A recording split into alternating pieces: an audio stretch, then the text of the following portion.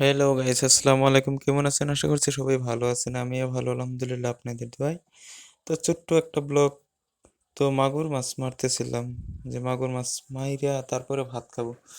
তারপরে কি হইলো, মাগুর মাছ তো মারতে পারলাম না। তারপরে একটা মুরগি আনলাম লোকেল, আর এই তো ভুনা মাছ ভাজি করছি।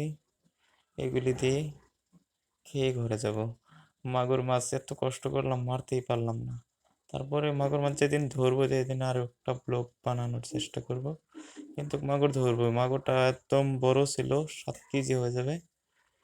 তারপরে আর কি করা, ওই তো সবাই মুরগি চুরি কাইটটা রেডি করলাম। রেডি করার পরে মাছ অল্প আনলাম, আইনে ভাজি করতেছি।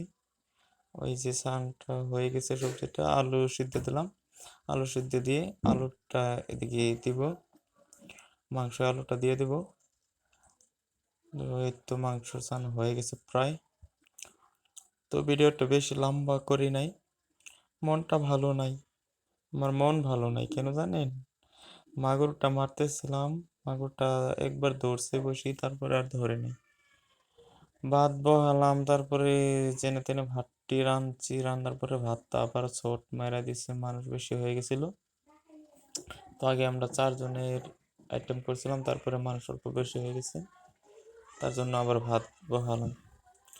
তো খাওয়া দাওয়ার কাজ চলতেছে। তো রানতে রানতে ভাই বহুত সময় পার হয়ে গেছে, রান্না করতে পারি নাই। ভাত শর্ট মারলো, আবার ভাত অল্প রান্না হবে। এদিক দিয়ে খাওয়া আদা শেষ, আবারও ভাত বহানো হচ্ছে এদিকে। তো সেই স্বাদ, অনেক মজা হয়েছে খাবারটা। তো সবাই ভিডিওটা থেকে লাইক কমেন্ট শেয়ার করে দেবেন। তো আল্লাহ হাফেজ, আজকের মতো আবারও দেখা হবে অন্য ভিডিওতে।